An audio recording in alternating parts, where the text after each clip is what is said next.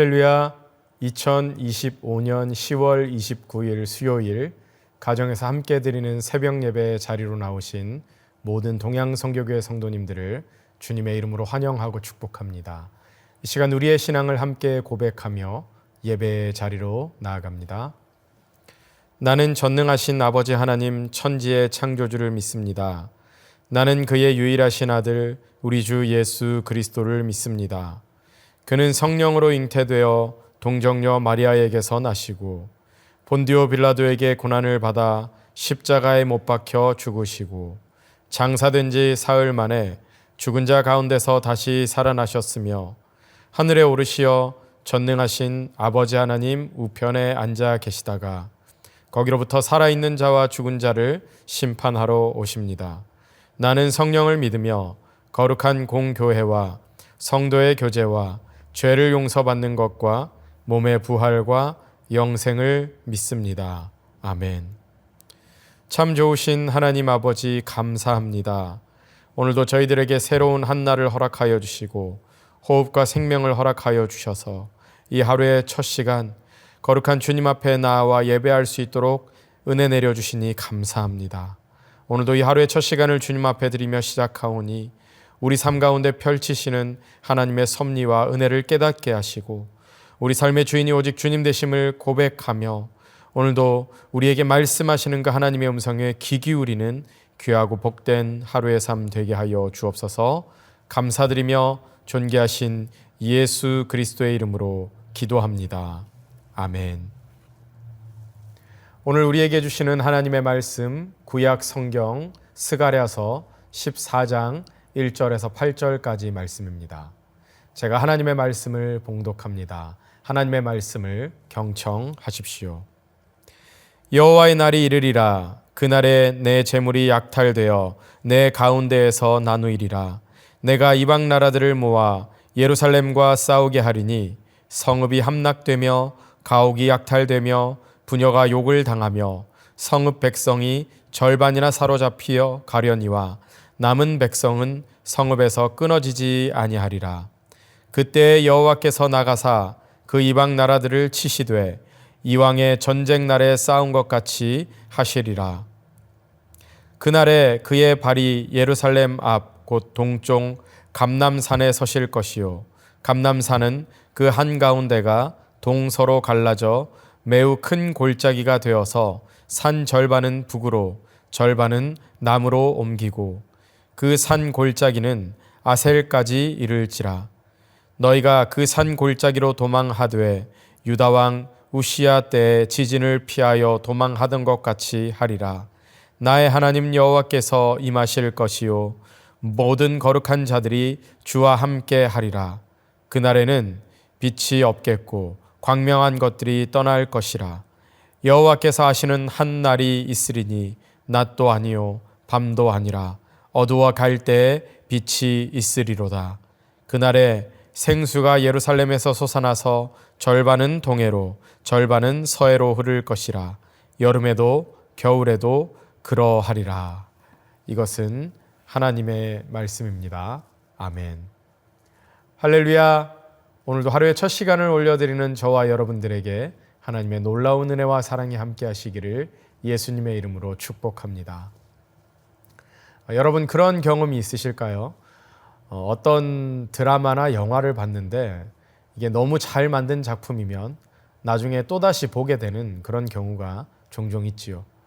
자, 그런데 처음에 볼 때와는 아무래도 다시 보게 되면 그 긴장감이나 감동이 다를 수밖에 없습니다. 왜냐하면 처음에는 결말을 모르고 보기 때문에 중간에 나오는 위기나 오해의 장면에서 같이 잘 안 풀리는 것 같으면 답답하기도 하고 또 힘든 상황들을 같이 공감을 하면서 보죠. 그러다가 끝까지 다 보고 이제 결말을 보게 되면 그래, 아까 그 순간에 답답하고 힘들었던 건 다 과정이었구나 하고 이해하게 됩니다.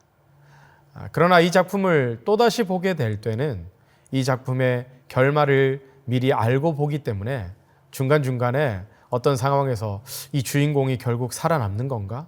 죽는 건가? 이 사랑이 이루어지는 건가? 이루어지지 않는 건가? 그런 것에 대한 답답함이나 힘든 것, 궁금증은 없습니다.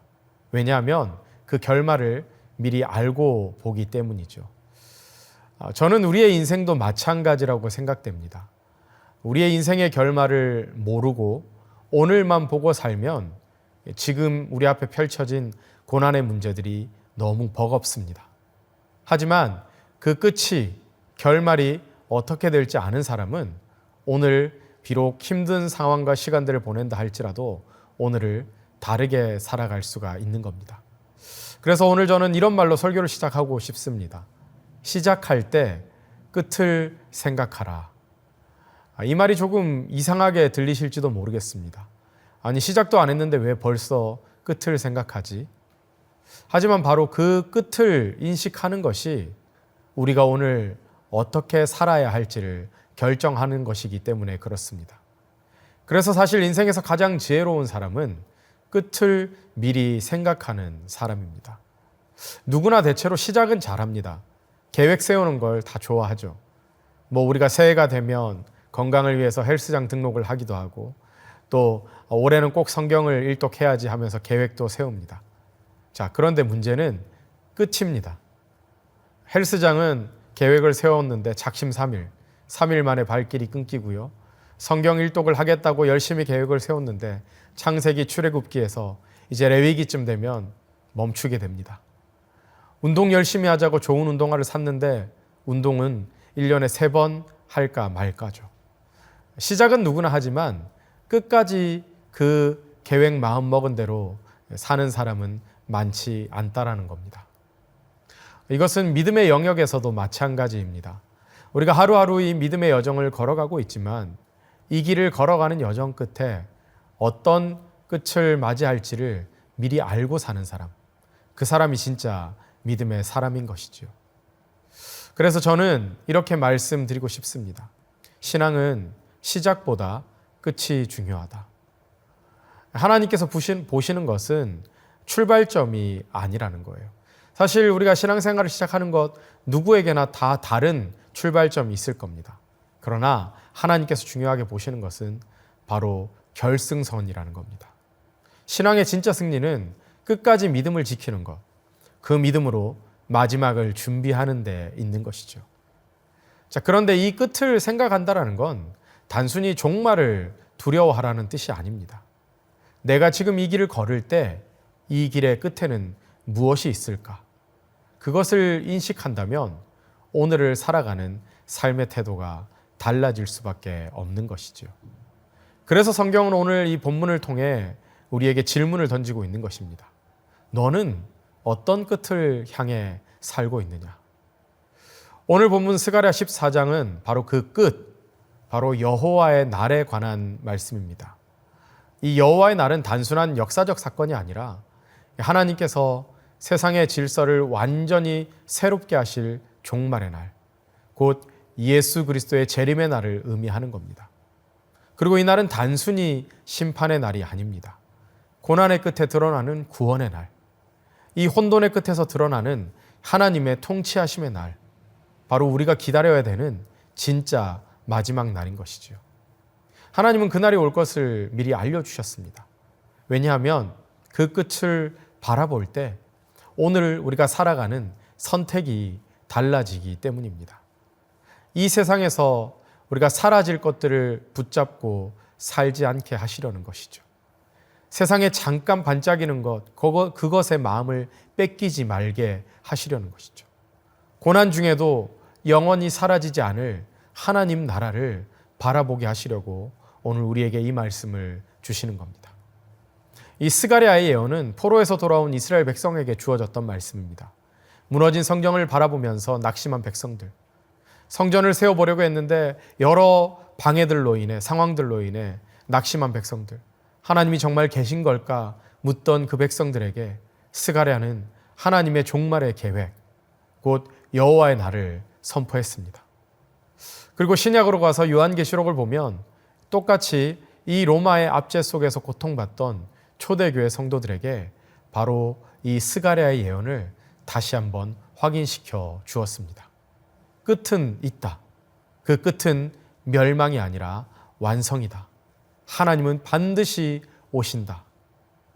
오늘 우리에게도 이 말씀은 동일한 위로가 되는 말씀입니다. 삶이 너무 버거워서, 세상이 너무 혼란스러워서, 정말 이런 세상 가운데, 이런 내 삶 가운데 하나님이 살아계신 건 맞는 걸까? 하나님이 계신 건 맞는 걸까? 그런 의심이 들 때 이 종말의 약속이 우리에게 다시 한번 믿음을 세워주는 것입니다. 오늘 본문 이렇게 시작하죠. 여호와의 날이 이르리라. 이 여호와의 날은 성경 전체에서 굉장히 중요한 주제입니다. 이건 단순히 멸망의 날이 아니라 하나님께서 세상을 바로 잡으시는 날, 심판과 구원이 함께 이루어지는 날인 것이죠. 사람들은 그날을 두려워하지만 믿는 자들에게는 그날의 완성의 날입니다. 즉 하나님이 모든 것을 바로 잡으시는 날이 되는 것이죠. 오늘 본문에서 스가랴는 예루살렘이 공격받는 끔찍한 장면으로 시작을 하는데요. 그 설명이 바로 성읍의 절반은 사로잡혀 갈 것이고 그러나 남은 백성은 성읍에서 끊어지지 않는다라고 말씀합니다. 전반부를 보면 절망 같은 구절입니다. 성읍의 절반이나 다 사로잡혀 간답니다. 그러나 여기에는 하나님의 섭리가 담겨 있죠. 하나님은 결코 완전히 멸망시키지 않으실 겁니다. 언제나 남은 자를 두신다라는 겁니다. 심판 중에도 희망의 씨앗을 남기신다라는 거죠. 오늘 우리의 인생들도 그렇지 않을까요? 우리가 이 땅을 살아가다 보면 모든 게 무너지는 것 같을 때에도 하나님은 남은 것을 주십니다. 아무리 내 믿음이 작아도 하나님은 그 작은 믿음을 붙들고 다시 일어서게 하시고 다시 시작하게 하시는 회복을 허락하시는 거죠. 하나님은 이 절망의 상황 가운데서도 결코 끝이 아니다라고 우리에게 말씀하고 계시는 겁니다. 그리고 3절은 이렇게 말씀하고 있습니다. 그때 여호와께서 나가사 그 이방 나라들을 치시되 이왕의 전쟁 날에 싸운 것 같이 하시리라. 이 말씀은 하나님이 직접 싸우시겠다라는 선언입니다. 우리가 싸워서 이기는 것이 아닙니다. 하나님이 우리 대신 싸워주신다라는 뜻이죠. 스가랴 시대의 백성들, 주변의 제국들에게 눌려 있었고 아무런 힘도 없었습니다. 그러나 하나님은 말씀하셨죠. 내가 너희의 전쟁을 대신 싸운다. 여러분, 이건 단지 옛날 이스라엘 백성들의 이야기만이 아닙니다. 지금 우리의 삶에서도 하나님은 동일하게 일하고 계신다라는 겁니다. 오늘 우리가 직면한 싸움들이 있을 것입니다. 그것이 경제적인 어려움일 수도 있고요. 또 어떤 관계의 문제에서 생기는 갈등일 수도 있고 또 질병과 또 앞으로 일어나는 일에 대한 그런 두려움들일 수도 있습니다. 그러나 중요한 것은 그 싸움의 주도권은 우리가 아니라 하나님께 있다라는 겁니다. 우리가 할 일은 싸움보다 순종이고 싸움보다 믿음인 것이죠. 하나님께서 대신 일하실 수 있도록 나의 생각과 나의 자리를 내어드리는 것, 그것이 바로 신앙인 것입니다. 그리고 이 장면 이후 스가랴는 매우 신비로운 환상을 봅니다. 그날에 그의 발이 감람산에 서실 것이요 그 산이 동서로 갈라져서 큰 골짜기가 되리라. 감람산은요, 예루살렘 동쪽에 있는 산, 바로 예수님께서 승천하셨던 곳이기도 하죠. 스가랴의 이 환상은 하나님의 임재가 실제로 바로 이 세상 한복판에 임하신다라는 상징을 보여주는 겁니다. 하나님은 그저 멀리서 지켜보는 분이 아니라 직접 우리 가운데 내려오셔서 심판하시고 구원하시는 하나님이시라는 겁니다. 이 말씀은요, 종말론적 의미뿐만이 아니라 지금 우리의 신앙에도 동일한 깊은 메시지를 알려주는 겁니다. 하나님은 그저 하늘에서만 바라보고 계시는 분이 아니라는 겁니다. 우리의 고통 속에, 우리의 현실 속에 직접 그 발을 디디는 분이시라는 거예요. 하나님은 우리의 삶에 친히 내려오시고 임재하시는 분이십니다. 그래서 우리가 지금 주님, 지금 이 시간 이곳에 임하여 주시옵소서, 우리가 그렇게 기도하고 예배할 때 그건 그저 익숙한 틀에 박힌 멘트가 아니라 그저 단순한 감정이 아니라 실제적인 믿음의 고백으로 해야 하는 것입니다. 그리고 오늘 본문 후반부로 가면 이제 완전히 분위기가 바뀌죠. 7절과 8절에서 하나님은 새로운 세상의 모습을 보여주십니다. 그 모습은 어떤 모습입니까? 그날에는 낮도 없고 밤도 없을 거라는 거예요. 그날에는 생수가 예루살렘에서 솟아나서 절반은 동해로, 절반은 서해로 흐른다라는 겁니다. 이 장면은 요한계시록 22장의 생명수의 강과도 이어지는 장면인데요. 하나님이 통치하시는 새로운 세상, 즉 완전한 회복의 시대를 의미하는 것이죠. 여러분, 이 생수라는 것은 성경에서 늘 하나님의 은혜와 이 성령을 상징하는 겁니다. 이 생수가 예루살렘에서 흘러나온다는 건 하나님의 은혜가 이제 한 민족을 넘어서 온 세상으로 흘러간다라는 뜻이죠. 그리스도를 믿는 자에게는 이 생수가 이미 시작되었습니다. 예수님께서 말씀하셨죠. 내가 주는 물을 마시는 자는 영원히 목마르지 아니할 거라고요. 그 속에서 영생하도록 솟아나는 샘물이 될 것이다 라고 말씀하십니다. 예수 그리스도를 믿는 순간 우리 안에는 바로 이 생수가 흐르기 시작하는 겁니다. 그렇다면 우리는 지금 어떠한 생수를 마시면서 살고 있습니까? 세상의 물입니까? 말씀의 물입니까? 세상의 물은 달콤합니다. 그러나 그것은 잠시뿐이에요. 말씀의 물은 어떻게 보면 처음에는 굉장히 쓸 수 있습니다. 그러나 그 물은 영원한 생명을 주는 것입니다. 오늘 하나님은 우리에게 너는 어떤 생수를 마시고 있느냐라고 물으십니다. 우리가 이 세상에 살면서 세상에 반짝이는 것들, 돈과 명예와 인정과 성공, 이런 것들은 마시면 마실수록 더 목마를 것입니다. 그러나 말씀의 생수를 마시면 내 안에 평안이 자라고 사랑이 흐르고 감사가 넘칠 것입니다. 오늘 본문의 이 여호와의 날은 끝을 말하지만 사실은 새로운 시작의 장입니다.